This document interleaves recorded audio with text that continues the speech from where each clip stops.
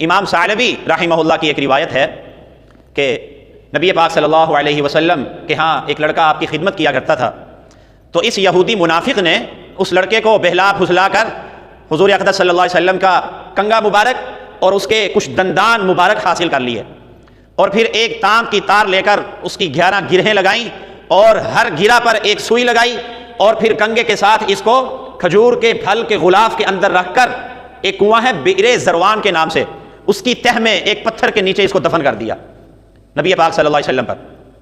اور نبی پاک صلی اللہ علیہ وسلم پر اس سحر کا جادو کا اثر یہ ہوا کہ آپ صلی اللہ علیہ وسلم کو جسمانی طور پر بھی بہت تکلیف تھی، جسمانی طور پر بھی، اور اس کا روایات میں ذکر ہے کئی مہینوں تک یہ سلسلہ جاری رہا، 6 ماہ تک جسمانی طور پر بھی تکلیف تھی، اور پھر بسا اوقات نبی پاک صلی اللہ علیہ وسلم کو نسیان بھی ہو جاتا تھا۔ آپ صلی اللہ علیہ وسلم یہ محسوس فرماتے تھے کہ میں نے یہ کام کر لیا ہے، حالانکہ وہ کام کیا نہیں ہوتا تھا سحر کی وجہ سے، جسمانی تکلیف الگ تھی۔ تو ایک مرتبہ نبی پاک صلی اللہ علیہ وسلم نے حضرت ام المؤمنین حضرت عائشہ صدیقہ رضی اللہ عنہا سے فرمایا کہ اللہ رب العزت نے مجھے میری بیماری کے بارے میں بتلا دیا ہے۔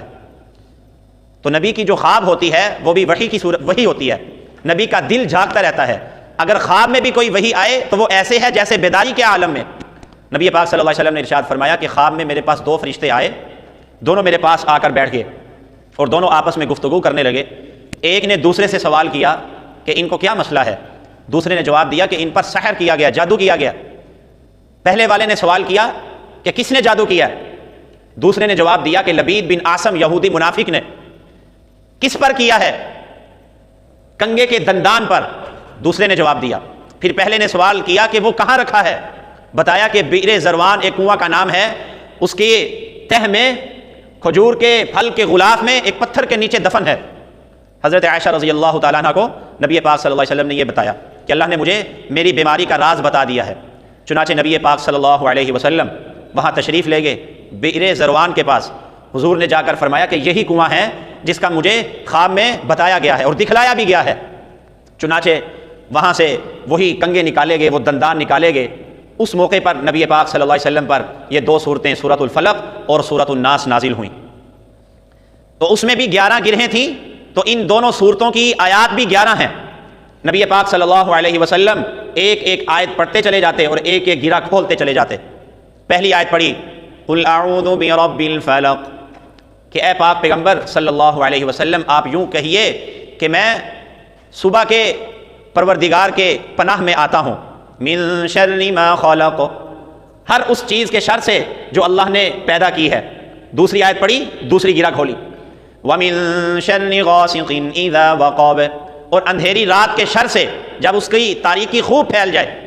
تیسری گرہ کھولی وَمِن شَرِّ النَّفَّاثَاتِ فِي الْعُقَدِ، اور گھیروں پر پھونک پھونک مارنے والیوں کی شر سے، گرہ گرہ پر پھونکنے والیوں کے شر سے۔ یہ چوتھی آیت پڑھ کے چوتھی گرہ کھولی وَمِن شَرِّ حَاسِدٍ إِذَا حَسَدَ، اور حسد کرنے والے کے شر سے جب وہ حسد کرنے لگے۔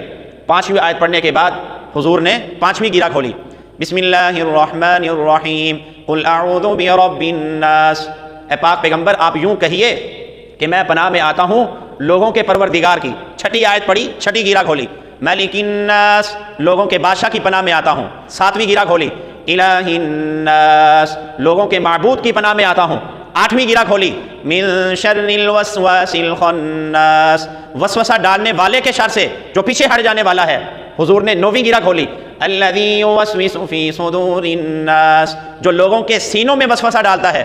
دسویں گرہ کھولی من الجنۃ والناس، چاہے وہ وسوسہ ڈالنے والے جنات میں سے ہوں یا انسانوں میں سے ہوں۔ یہ 11 آیات پڑھ کے نبی پاک صلی اللہ علیہ وسلم نے 11 گرہیں کھولی۔ پھر حضرت عائشہ سے فرمایا کہ مجھے یوں لگ رہا ہے کہ جیسے میں پہلے بندھا ہوا تھا تو اب میں کھل گیا ہوں۔ اللہ تبارک و تعالیٰ نے ان صورتوں کی برکات سے مجھ سے جو سحر تھا، اس کا اثر تھا، وہ زائل فرما دیا ہے۔